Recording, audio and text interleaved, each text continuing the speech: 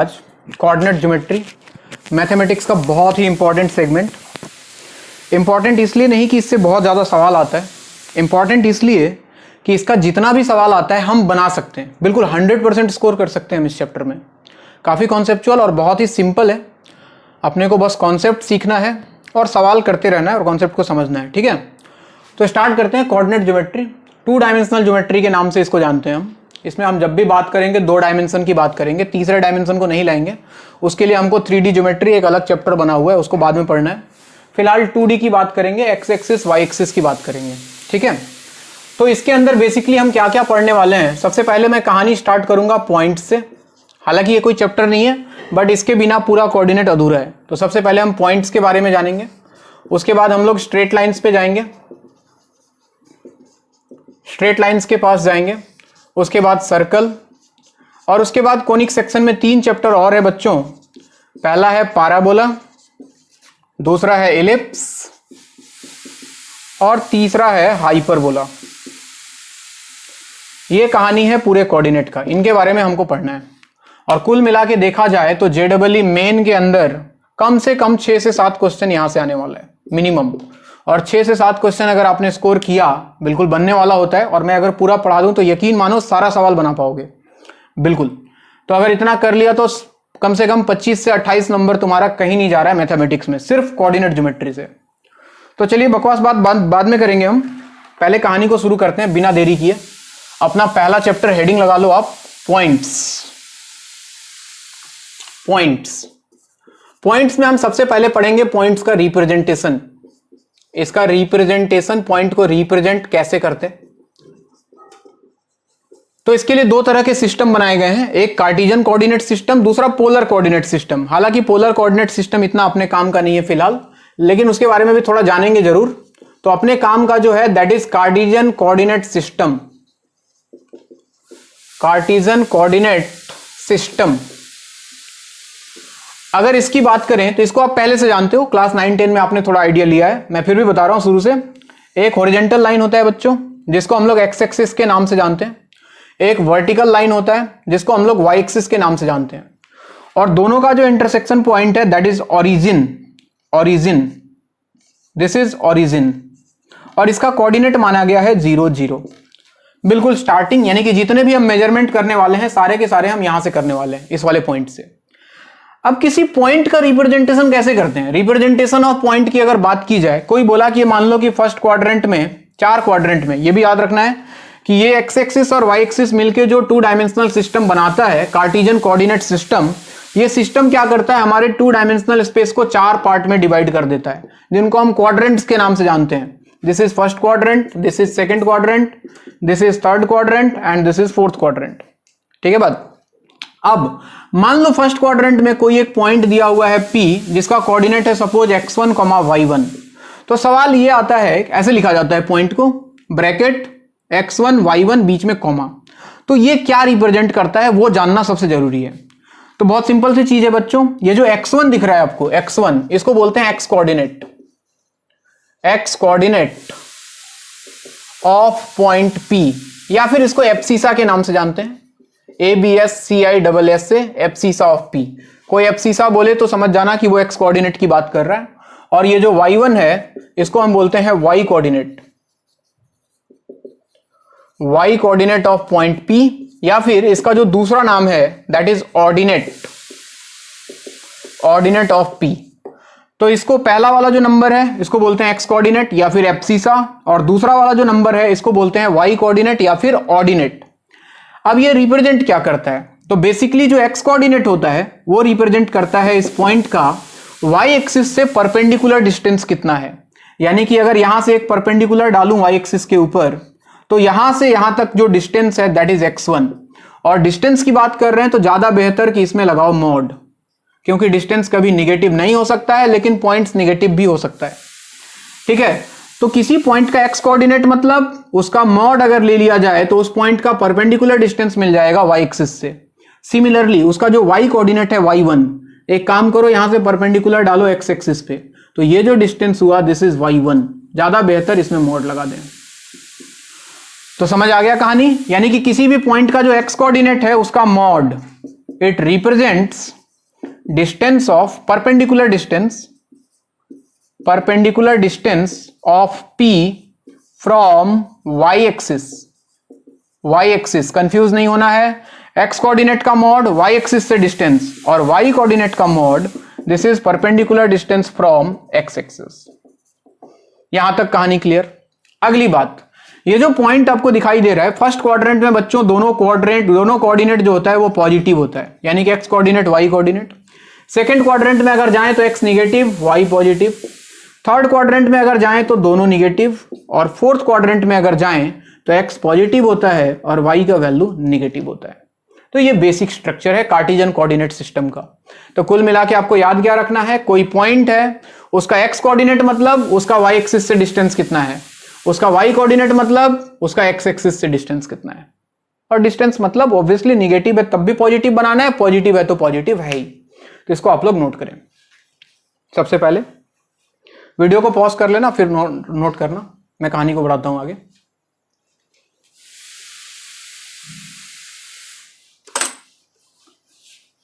अब जैसे देखो इस पे कुछ छोटे छोटे सवाल। कैसे सवाल, जैसे मान लो फॉर एग्जांपल ये अपना Cartesian coordinate system, x axis y axis, यहां पे एक पॉइंट आ गया P जिसका कोऑर्डिनेट दे दिया 3,5। तो आपसे बोले कि बताओ इसका परपेंडिकुलर डिस्टेंस कितना है एक्स एक्सिस और वाई एक्सिस से। तो इसके एक्स कोऑर्डिनेट और वाई कोऑर्डिनेट को आपको देखना है। तो अगर इसका बोला जाए कि perpendicular distance from x axis, तो आप देखो इसके वाई कोऑर्डिनेट को, यानी कि 5, तो इसको मॉड लगाने की जरूरत नहीं है, पॉजिटिव है, यानी कि ये डिस्टेंस बच्चों 5 होगा, 5। और इसका फ्रॉम वाई एक्सिस अगर देखा जाए, वाई एक्सिस, तो आप देखो इसके एक्स कोऑर्डिनेट को, यानी कि 3 है, तो ये आ जाएगा आपका 3, यानी कि अगर वाई एक्सिस से इसका डिस्टेंस देखा जाए तो ये होगा 3। सिमिलरली मान लो एक पॉइंट ले लिया इधर कहीं, जिसका कोऑर्डिनेट ले लेते हैं -4, -3, फोर्थ क्वाड्रेंट में दोनों निगेटिव लिया है। देखो तो बोले कि इस वाले पॉइंट का from x axis perpendicular distance कितना है एक्स एक्सिस से, तो आपको देखना है इसका वाई कोऑर्डिनेट। एक्स एक्सिस मतलब वाई कोऑर्डिनेट, वाई कोऑर्डिनेट -3 है, इसमें मॉड लगा दो बच्चों, डिस्टेंस कभी निगेटिव नहीं होता है, तो वैल्यू विल बी 3, यानी कि यहां से अगर वाई एक्सिस एक्स एक्सिस का अगर डिस्टेंस देखो तो ये वैल्यू आएगा 3। और सिमिलरली अगर फ्रॉम वाई एक्सिस अगर इसका डिस्टेंस देखा जाए तो आप देखो इसके एक्स कोऑर्डिनेट को, दैट इज -4 का मॉड लगा दो तो वैल्यू आ जाता है 4, यानी कि वाई एक्सिस से इसका डिस्टेंस जो होगा वो 4 के बराबर होगा। तो डिस्टेंस हमेशा पॉजिटिव होगा, बाकी कोऑर्डिनेट्स कुछ भी हो सकते हैं, पॉजिटिव नेगेटिव कुछ भी। ठीक है, ये एग्जांपल नोट करें।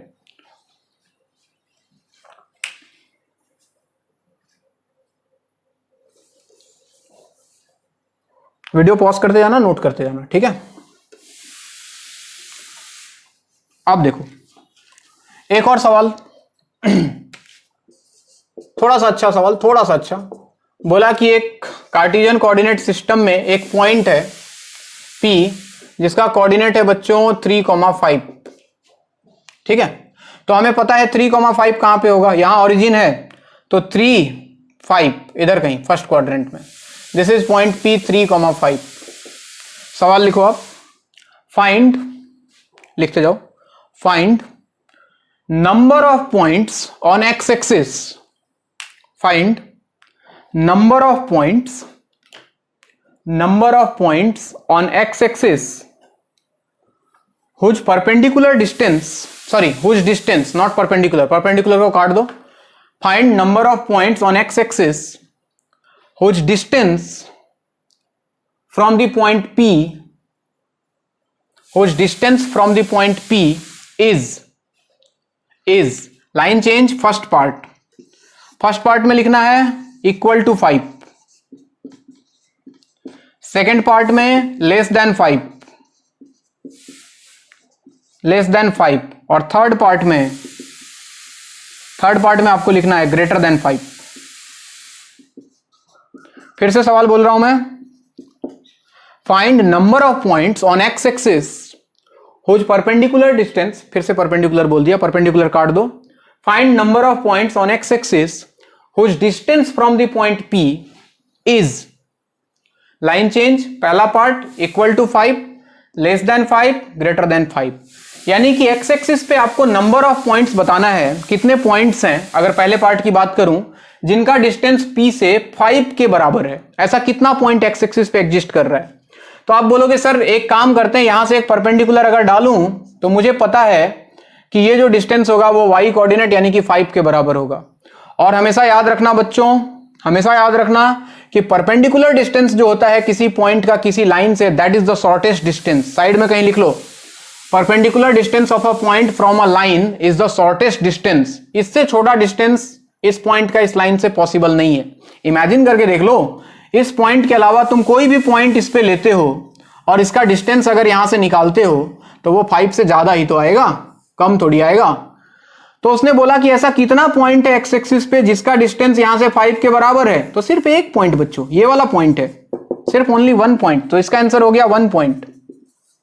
और कोई बोले कि उस पॉइंट का कोऑर्डिनेट क्या है, इसका कोऑर्डिनेट दिखाई दे रहा है, देखो ये वाला डिस्टेंस कितना, ये वाला डिस्टेंस 3, ये 3 होगा तो ये भी 3 होगा।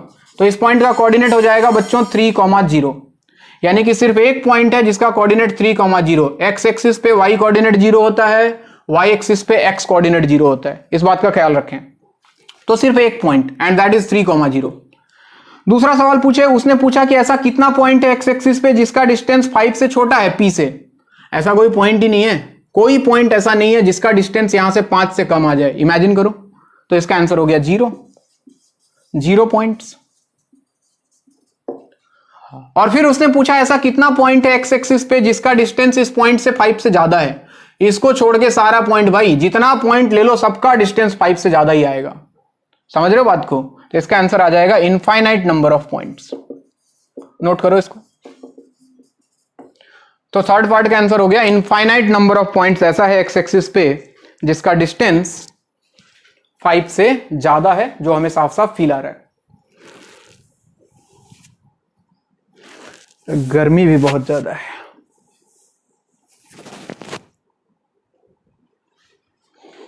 चलिए इसको नोट कर लिया, आगे बढ़ते हैं।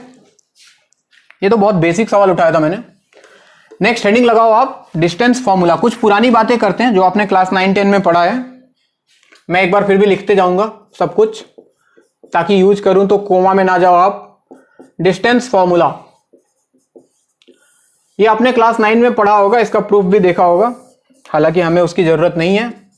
हमें तो बस इतना याद रखना है कि अगर एक पॉइंट है ए जिसका कोऑर्डिनेट है x1, y1 और दूसरा पॉइंट है बी जिसका कोऑर्डिनेट है x2, y2, कहीं भी हो सकता है किसी भी क्वाड्रेंट में, आपको बोले कि इनके बीच का डिस्टेंस बताना है AB। तो डिस्टेंस फॉर्मूला हमने पढ़ा है, अंडर रूट बनाना है, x कोऑर्डिनेट का डिफरेंस यानी कि x1 minus x2 whole square plus y coordinate का difference y1 minus y2 whole square. किसी के दिमाग में आए कि सर x2 माइनस x1 लिखे तो कोई दिक्कत नहीं है बच्चों, किसी को किसी से सब्ट्रैक्ट करो कोई फर्क नहीं पड़ता है, क्योंकि अल्टीमेटली तो स्क्वायर हो जाएगा और नेगेटिव हो चाहे पॉजिटिव हो वो पॉजिटिव ही बन जाएगा। ठीक है, ये शॉर्टेस्ट डिस्टेंस की बात कर रहे हैं, ये नहीं कि ये वाला घूम के डिस्टेंस निकाल रहे हैं। Shortest path between A and B यानी कि path along a straight line. तो ये फॉर्मूला एक पढ़ाया जाता है बचपन में। दूसरा एक आता है बच्चों सेक्शन फॉर्मूला। सेक्शन फॉर्मूला उसमें क्या होता है, इसमें ये होता है जैसे एक लाइन है ए बी, इधर ए इधर बी, और इनके बीच में मान लो एक पॉइंट आ गया P और बोल दिया कि ये जो पॉइंट P है वो A और B को इंटरनली डिवाइड कर रहा है इन द रेशियो m:n। ऐसे दे देगा, मान लो A का कोऑर्डिनेट दिया हुआ है x1 y1 और B का कोऑर्डिनेट दे देगा x2 y2 और आपसे बोलेगा बताओ P का वैल्यू क्या है, एंड आपको गिवन है AP by PB that is m/n, यानी कि ये रेशियो दिया है। और देखो P जो है वो A और B के बीच में लाई कर रहा है बच्चों, यानी कि this is internal division. Internal division यानी कि P जो पॉइंट है वो इस लाइन सेगमेंट AB को इंटरनली डिवाइड कर रहा है, यानी कि A और B के बीच में कहीं लाई कर रहा है। तो हमने ये फॉर्मूला भी आपने पढ़ा होगा, इसको इधर लेके जाते हैं, इसको इधर लेके जाते हैं। याद रखने का तरीका, P का जो कोऑर्डिनेट होगा x कोऑर्डिनेट, P का x coordinate mx2 plus nx1 divided by m plus n, और इसका जो y कोऑर्डिनेट होगा similarly my2 plus ny1 divided by m plus n, बस ये कहानी है। और अगर p मिड पॉइंट हो गया, if p is mid point of ab, अगर p जो है वो ab का मिड पॉइंट हो गया तो क्या होगा बच्चों, अगर ये मिड पॉइंट हो गया तो रेशियो 1:1 हो जाएगा। और अगर रेशियो 1:1 m और n के जगह 1:1 रख दें तो x2 plus x1 by 1 plus 1, तो p का जो कोऑर्डिनेट निकल के आता है that is x1 plus x2 by 2 comma y1 plus y2 by 2, ये कहानी है। This is for internal division. External division में क्या होता है, क्या होता है एक्सटर्नल डिवीजन में, कुछ नहीं, जहां प्लस है वहां माइनस आ जाता है भाई, और कुछ नहीं। देखो इधर अगर एक्सटर्नल डिवीजन की बात करें, यानी कि अगर मान लो, देखो एक्सटर्नल डिवीजन कैसे दिखते हैं, a यहां x1 y1, इधर b x2 y2। इस बार एक पॉइंट जो है p वो इधर कहीं है, a और b के बीच में लाई नहीं कर रहा है, लेकिन लाइन सेगमेंट AB को डिवाइड कर रहा है externally, PA is to PB, ये M है और ये N है, यानी कि कहानी अभी भी वही है, PA बाई PB जो है वो M इज टू N है, M is to N, PA divide by PB, M is to N। तो इसका P का जो कोऑर्डिनेट आएगा, एक्सटर्नल डिवीजन समझ गए, AB के बाहर लाई करेगा, या तो इधर या तो इधर, इंटरनल मतलब A और B के बीच में कहीं लाई करेगा। तो यहां पे जो P का कोऑर्डिनेट आएगा सब कुछ सेम, जहां प्लस वहां माइनस, यानी कि mx2 nx1 minus nx1 divide by m minus n and my2 minus ny1 divided by m minus n, ये कहानी है। नोट करें आप इसको, वीडियो को पॉज कर लो और नोट करो।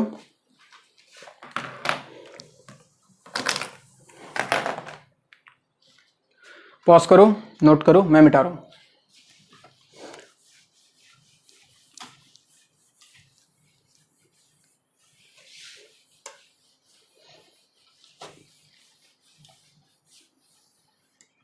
हाँ जी, अब देखो सवाल कैसे बनता है, इस पे ध्यान देना। कैसे सवाल बनेगा, जैसे एक तो बच्चों वाले सवाल सबसे पहले पूछ लूं मैं तुमसे, a का कोऑर्डिनेट है 1,2, b का कोऑर्डिनेट है 5,7, आपसे बोला कि डिस्टेंस बिटवीन ए बी निकाला जाए, ए बी का वैल्यू। तो क्या करते हैं, डिस्टेंस फॉर्मूला लगाते हैं, under root x1 minus x2 यानी कि 1 minus 5 whole square plus y1 minus y2 2 minus 7 whole square. Solve करो अगर, तो 1 माइनस 5 माइनस 4 का स्क्वायर हो गया 16, 2 माइनस 7 माइनस 5 का स्क्वायर हो गया 25, और 16 प्लस 25 होता है 41, तो अंडर रूट 41, ये आंसर आ गया। इतना भी वो नहीं करना है, लेट नहीं करना है आपको, और सिंपल तरीके में करो, एक लाइन में खत्म करो। मान लो एक पॉइंट है -1 -2 और एक पॉइंट है b 3, -7, और आपको बोला कि ए बी का वैल्यू निकालो। ध्यान देना बोर्ड पे, एकदम एक लाइन में फटाफट। -1 -3 -4 का मन में स्क्वायर 16 प्लस -2 -7, तो ये प्लस हो जाएगा, तो -2 प्लस 7, 7 - 2 होता है 5 का स्क्वायर हो गया बच्चों 25, और 25 प्लस 16 वापस से वही कहानी अंडर रूट 41 होता है। ठीक है, तो डिस्टेंस फॉर्मूला ऐसे अप्लाई करना है, बहुत सिंपल है, ये ऐसे ही बताया मैंने। सवाल, अगला सवाल आप लिखोगे, पहले इसको नोट कर लो, फिर एक सवाल बोलता हूं वो लिखो, नोट करो।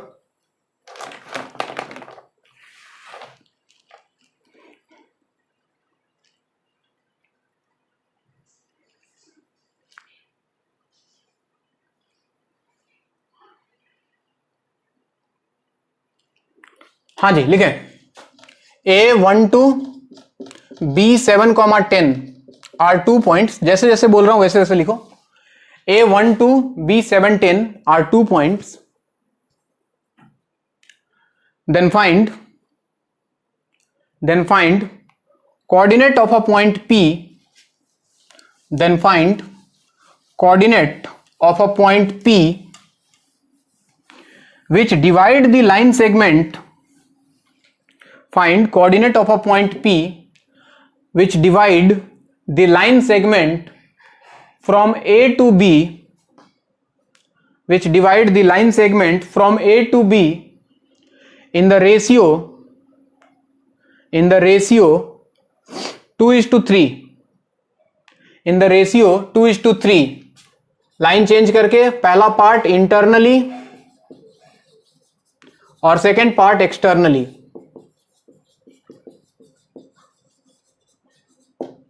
यानी कि इंटरनल डिवीजन के लिए भी आपको निकालना है, एक्सटर्नल डिवीजन के लिए भी निकालना है। तो कहानी में कुछ खास नहीं है बच्चों, ध्यान देना, और खुद से भी कर सकते हो, खुद से भी चाहो तो वीडियो पॉज करके करो। A12, इधर एक पॉइंट है B17, एक पॉइंट P लेना है, इस तरह से लेना है कि A to B इसको 2:3 के रेशियो में डिवाइड कर दे, यानी कि M का वैल्यू 2 हो गया, N का वैल्यू 3 हो गया, इंटरनल डिवीजन। तो P का वैल्यू सेक्शन फॉर्मूला लगाते हैं, MX2 2 into 7 plus NX1 3 into 1 divide by M plus N यानी कि 2 plus 3। Y कोऑर्डिनेट के लिए 2 into 10 plus 3 into 2 divided by 2 plus 3। तो यहां से अपने को P का कोऑर्डिनेट मिल गया 14 plus 3 17 डिवाइड बाई 5, और यहां देखो 20 plus 6 26 डिवाइड बाई 5। ये आ गया इंटरनल डिवीजन।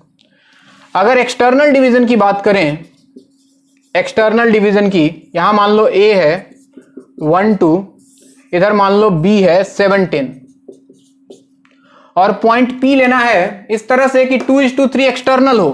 तो मान लो यहां कहीं पॉइंट P है, P, तो ये 2 होना चाहिए और ये यहां तक 3 होना चाहिए। यही तो कहानी है, और लग भी रहा है 2:3। बाकी फॉर्मूले में कुछ नहीं करना है, जहां प्लस आया था बच्चे वहां माइनस आएगा। तो P का कोऑर्डिनेट कितना आ जाएगा, 2 into 7 minus 3 into 1 divided by 2 minus 3, and Y coordinate will be 2 into 10 minus 3 into 2 divided by 2 minus 3। और अगर इसका आंसर चेक करो तो 14 minus 3 11 divided by -1 minus 11, 20 minus 6 14 14 divided by -1 minus 14। तो ये रहा। तो एक्सटर्नल डिवाइड करने वाला पॉइंट -11 -14, और इंटरनली डिवाइड करने वाला पॉइंट 17/5 26/5। बहुत सिंपल है, पॉज करें, नोट करें।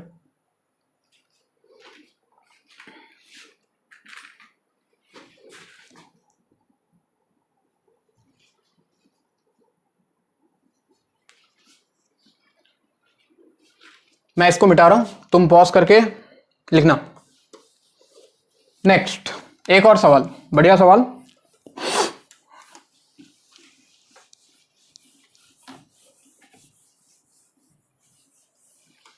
लिखिए जी, थोड़ा सा अच्छा सवाल। उसने बोला कि एक पॉइंट है A -3 4 and B 7,8। A -3 4 B 7 8 are 2 points. लिखते जाओ, A -3 4 B 7 8 are 2 points, full stop. आगे लिखो P Q and R, P Q and R are 3 points, P Q and R are 3 points on the line segment AB। P Q R are 3 points on the line segment AB in such a way that AP equal to PQ equal to QR equal to RB। फिर से बोल रहा हूं, P Q and R are 3 points on the line segment AB in such a way that AP equal to PQ equal to QR equal to RB। Then find the coordinates of points P Q and R। P Q R का coordinate निकालना है।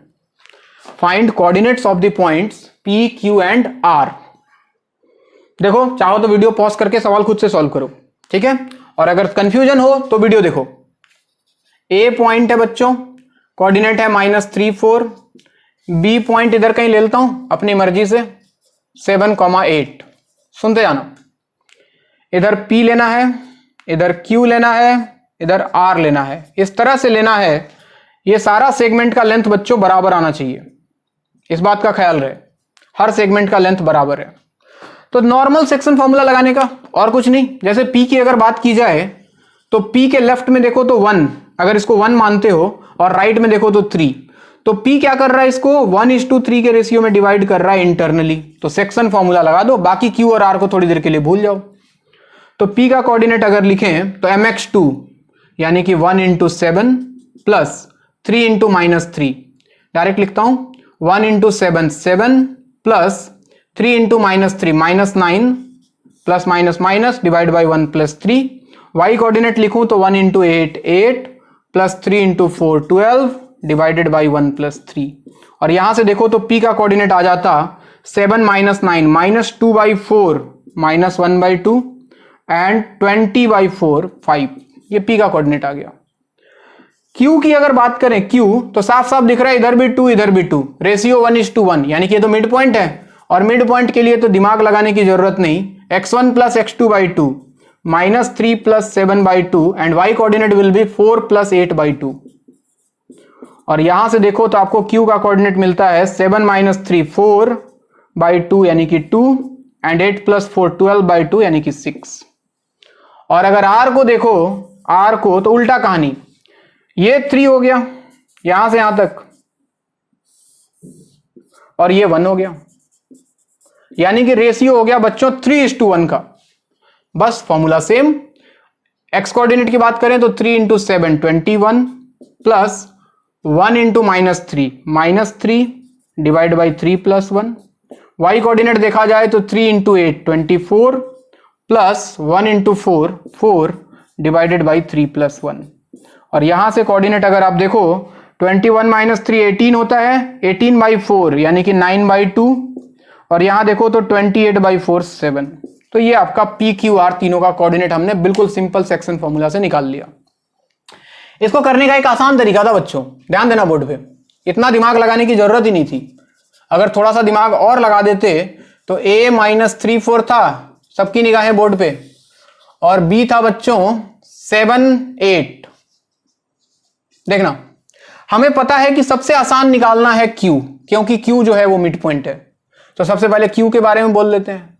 Minus 3 plus 7 4 by 2 2, 4 plus 8 12 by 2 6। अब p जो है p वो a और q का mid point, इधर भूल जाओ, इन दोनों का मिड पॉइंट। तो minus 3 plus 2 minus 1 by 2 and 4 plus 6 10 by 2 5, खत्म कहानी। और r जो है वो q और b का मिड पॉइंट है, तो कितना आ जाता 2 plus 7 9 by 2 and 6 plus 8 14 by 2 7, खत्म कहानी। एक लाइन का सवाल, 10 सेकंड का सवाल था ये। खैर आप ये मेथड भी लिखो और ये वाला भी लिखो, नोट करो पॉज करके। और इसके बाद एक बढ़िया सवाल कराता हूं मैं,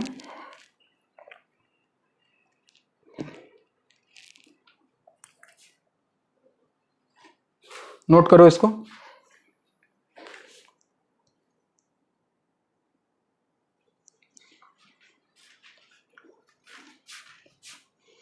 अभी तक क्या है सवाल में? अभी तक सवाल में है कि रेशियो दिया हुआ है, हम पॉइंट निकाल रहे हैं। सवाल उल्टा भी हो सकता है बच्चों, पॉइंट दिया हो और रेशियो पूछ ले। तो अगला सवाल इसी के ऊपर है, हमें हर तरह से तैयार रहना है। तो बहुत ही बढ़िया इंपॉर्टेंट सवाल, चलिए नोट करें। पहले मैं सवाल नोट कराता हूं, सब लोग लिखेंगे। a minus 3 4 and b 7 minus 8 are 2 points. लिखते जाओ, a minus 3 4 b 7 minus 8 are 2 points, 2 points. Then find the ratio. Then find the ratio in which the line segment from A to B. Find the ratio in which the line segment from A to B is divided by. Find the ratio in which the line segment from A to B is divided by line change. अब different parts question के। पहला point, एक point ले लो बच्चों 1 comma minus 4/5, आपको बताना है कि ये पॉइंट इस लाइन को किस रेशियो में डिवाइड कर रहा है। दूसरे पार्ट में ले लो एक और पॉइंट, मान लो कि एक पॉइंट ले लिया हमने 1,2, ये बताना है कि ये किस रेशियो में डिवाइड कर रहा है। तीसरा ले लो, सवाल कैसे कैसे बनते हैं सब लिख देता हूं। बाई एक्स एक्सिस, आपको बताना है कि एक्स एक्सिस किस रेशियो में डिवाइड कर रहा है। आपको बताना है कि वाई एक्सिस किस रेशियो में डिवाइड कर रहा है, वाई एक्सिस। और एक ले लो बाई द लाइन, एक लाइन का इक्वेशन दे दूं मैं, 3x minus 4y plus 12 equal to 0। ये लाइन इस लाइन सेगमेंट ए बी को किस रेशियो में डिवाइड कर रहा है। तो इतने वैरायटी के सवाल बन सकते हैं और बहुत ही सिंपल सवाल। सॉल्व करने का तरीका सबका एक ही है, बस सबकी निगाहें बोर्ड पे रहें और ध्यान से समझने की कोशिश करें कि हो क्या रहा है। देखिए, एक पॉइंट है ए, कोऑर्डिनेट है -3 4, ऐसे ही मोटा मोटी एक डायग्राम बना लेता हूं। और एक पॉइंट है बी जिसका कोऑर्डिनेट है 7 -8। मान लिया कि वो जो पॉइंट पी है, पी, इसको नाम दे दो कुछ पी, ये point P let us assume इसको λ:1 के रेशियो में डिवाइड कर रहा है, ऐसा मैं मान रहा हूं, ठीक है ना। Let AP by PB is λ:1, ऐसा हमने एज्यूम किया है और हमें बेसिकली लैम्डा का वैल्यू फाइंड करना है। तो अगर इस रेशियो को λ:1 मानता तो P का कोऑर्डिनेट में निकाल सकता था in terms of lambda, section formula से, lambda into 7 plus 1 into -3 divide by lambda plus 1। तो एक्स कोऑर्डिनेट आ जाता बच्चों 7 lambda -3 divided by lambda plus 1, और वाई कोऑर्डिनेट आ जाता -8 lambda plus 4, -8 lambda plus 4 divided by lambda plus 1। सही बात, पॉइंट सही लिया है ना मैंने, -3 4 7 -8, हाँ सही है। तो ये पॉइंट पी का कोऑर्डिनेट निकाल लिया लैम्डा के टर्म में। ये पांचों सेगमेंट में यूज करूंगा सेम पॉइंट, हर केस में लैम्डा अलग अलग आएगा, देखते जाओ कैसे। पहले पार्ट की बात करूं तो उसने पॉइंट का कोऑर्डिनेट दे दिया 1 -4/5। उसने बोला कि ये पॉइंट है, जबकि हमारा पॉइंट तो ये है, और अगर दोनों पॉइंट सेम है तो एक्स कोऑर्डिनेट और वाई कोऑर्डिनेट को इक्वेट कर देते हैं। तो इसका मतलब ये हुआ कि 7 lambda -3 divide by lambda plus 1 must be equal to 1, और साथ में -8 lambda plus 4 divided by lambda plus 1 must be equal to -4/5। दोनों को सॉल्व करो और लैम्डा निकालो, पहले निकालो फिर देखते हैं क्या आता है। इसको उधर भेजें तो 7 lambda -3 equal to lambda plus 1, ये इधर आया तो 6 लैम्डा इक्वल टू 3 + 1 4। लैम्डा का वैल्यू आ गया बच्चों 4/6 यानी कि 2/3। सुनते जाएं, यहां से सॉल्व करें अगर तो माइनस, इसको 5 को इधर लाओ तो -40 लैम्डा प्लस 5 × 4 हो गया 20 इक्वल टू -4 लैम्डा -4।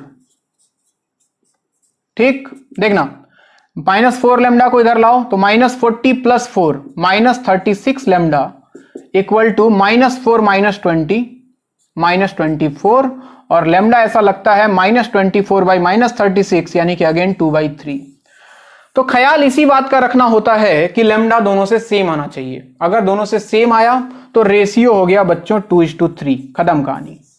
यानी कि ये पॉइंट जो था वो 2:3 के रेशियो में डिवाइड कर रहा था। ठीक है, लैम्डा बाई 1 रेशियो था तो डिवाइडेड बाई 1 कर दो तो फर्क नहीं पड़ेगा, तो 2:3 ही आएगा। अब देखना सेकंड पार्ट में क्या होता है। ख्याल रहे दोनों से लैम्डा सेम आए तभी आंसर होगा। अगर दोनों से लैम्डा अलग अलग आ जाए तो हम बोलेंगे कि ये पॉइंट उस लाइन पे है ही नहीं, यानी कि ए और बी के बीच में ये पॉइंट कहीं लाई ही नहीं कर रहा है, कहीं बाहर लाई कर रहा है। जैसे दूसरे वाले पार्ट में देखो, पॉइंट यही है लेकिन ये पॉइंट बदल गया, पॉइंट बोला 1 2 है, ध्यान देना। अब अगर इसके साथ इक्वेट करें कि 7 lambda -3 divide by lambda plus 1 equal to 1, same ही चीज था, 1 किया था यहां भी, तो लैम्डा 2/3 यहां से आया था। और अगर y coordinate -8 lambda plus 4 divided by lambda plus 1 को अगर 2 कर दें, सॉल्व करो जरा, तो -8 लैम्डा प्लस 4 इक्वल टू, ये उधर गया तो 2 लैम्डा प्लस 2, तो -8 lambda -2 lambda -10 lambda equal to 2 - 4 -2, और -2 बाई -10 लैम्डा का वैल्यू 1/5 आ जाएगा। और लैम्डा बच्चों दोनों देखो अलग अलग आया, यानी कि आप इसके नीचे क्या लिखने वाले हो, as lambda is coming different which means the given point does not lie on the line segment AB, यानी कि AB के ऊपर लाई नहीं कर रहा है, ये AB है तो इसमें कहीं नहीं आ रहा है पॉइंट कहीं ऊपर कहीं नीचे कहीं होगा, लेकिन इस लाइन के ऊपर है ही नहीं।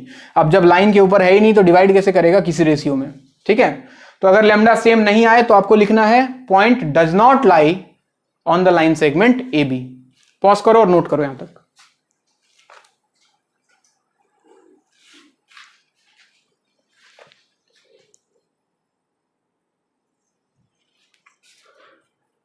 नेक्स्ट थर्ड पार्ट पे आते हैं बच्चों, by x axis by y axis. इधर से मिटाता हूं फिर से।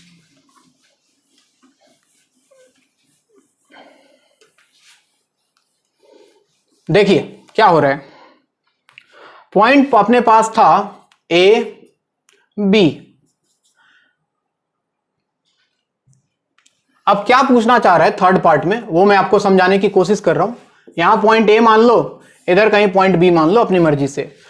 मान लो कि एक्स एक्सिस इसको ऐसे काट रहा है, लेट अस अज्यूम कि एक्स एक्सिस इस लाइन को काटता हुआ चला गया।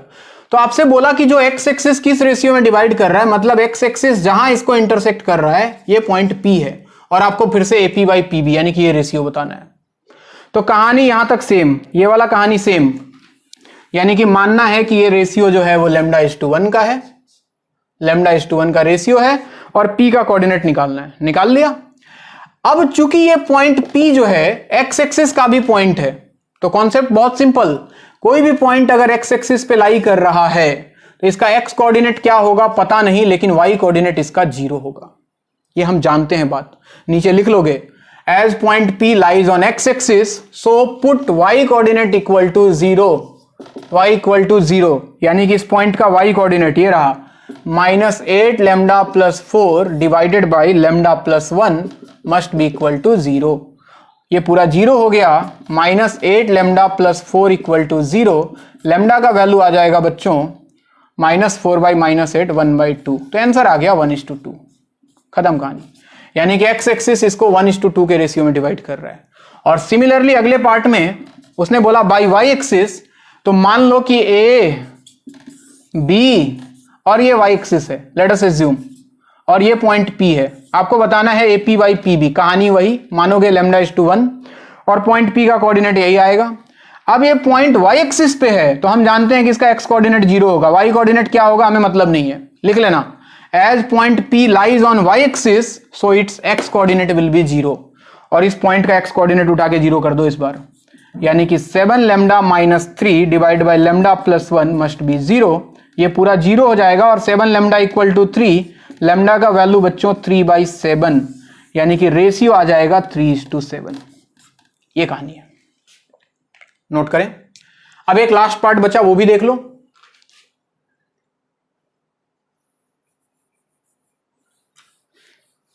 ध्यान दो, ये लाइन ए बी, अब मान लो कि ये वो वाला लाइन है अपना, let us assume this is 3x - 4y + 12 equal to 0। ये मैं लास्ट पार्ट कर रहा हूं।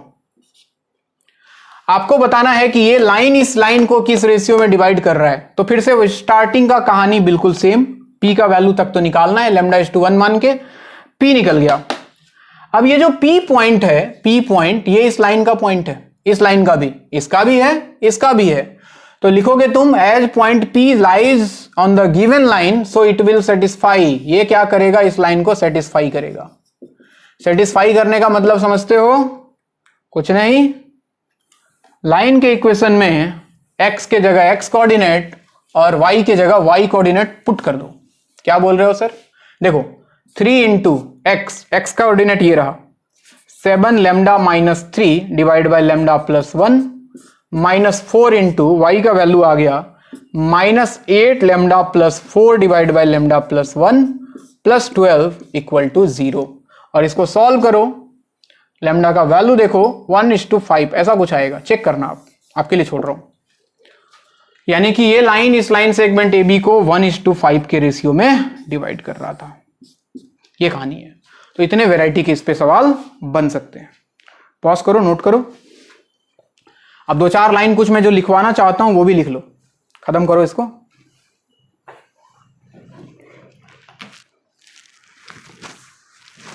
बहुत गर्मी है।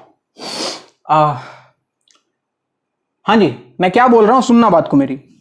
मैंने जितना भी सवाल लिया, जितना भी ये सेगमेंट लिया, सब में मैंने पॉइंट पी को अंदर माना, ए और बी के। तो आपके मन में सवाल उठना चाहिए कि ये पॉइंट पी हमेशा इंटरनल डिवीजन क्यों लिया, मैंने पॉइंट को बाहर क्यों नहीं माना। ठीक है, मैंने इसलिए नहीं माना क्योंकि इंटरनल डिवीजन ज्यादा आसान लगता है हम सबको। तो बोलोगे सर अगर एक्सटर्नल डिवीजन हुआ तो कैसे पता लगेगा? बिल्कुल पता लगेगा। हालांकि सारे आंसर जो हैं हमारे पॉजिटिव आए तो किस्मत अच्छा है। तो देखो होता क्या है, कॉन्सेप्ट क्या है, हम निकाल रहे हैं रेशियो। रेशियो कभी निगेटिव नहीं हो सकता है, डिस्टेंस बाय डिस्टेंस हमेशा पॉजिटिव आएगा। तो मान लो कि हमने इंटरनल डिवीजन का फॉर्मूला यूज किया, हमने माना कि डिवीजन इंटरनल है और आंसर पॉजिटिव निकल के आया, मतलब जो हमने माना है वो बिल्कुल सही है।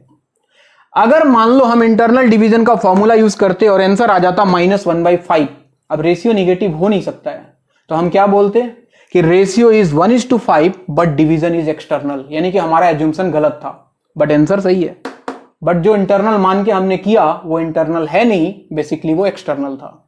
तो मतलब बस इतना है कि जो डिवीजन मान के कर रहे हो, तुम कोई भी मान के करो, आंसर पॉजिटिव आया तो वही है, और अगर आंसर निगेटिव आया तो एक्सटर्नल है, बाकी आंसर सेम। क्लियर है बात? ये मेरी बात नोट डाल के लिखो, नीचे लिख लो, क्लियर हो जाएगा। If we are using, note डालो और लिखो, if we are using the internal division formula, if we are using the internal division formula and ratio is coming positive, if we are using the internal division formula and ratio is coming positive, then division is internal, then division is internal. If we are using internal division formula and ratio is coming positive, then division is internal. आगे लिखो, but if ratio is coming negative, but if ratio is coming negative, then division was external. But if ratio is coming negative, then division was external. ठीक है, तो बच्चों आज के लिए इतना ही। इसके बाद का कहानी नेक्स्ट क्लास। कोऑर्डिनेट ज्योमेट्री बहुत इंटरेस्टिंग है, कुछ समझ में ना आए तो वापस से पूछ लेना, मुझसे कॉल कर लेना, मैसेज कर लेना, जो भी करना हो, नंबर मेरा मिल जाएगा तुमको धीरे धीरे। तो जो भी डाउट होगा मैं क्लियर करते रहूंगा, ठीक है। पूरे इंटरेस्ट के साथ पढ़ते रहना है, बाकी बातें मैं नेक्स्ट क्लास बताते रहूंगा, ठीक है। आज के लिए इतना ही, मिलते हैं नेक्स्ट क्लास।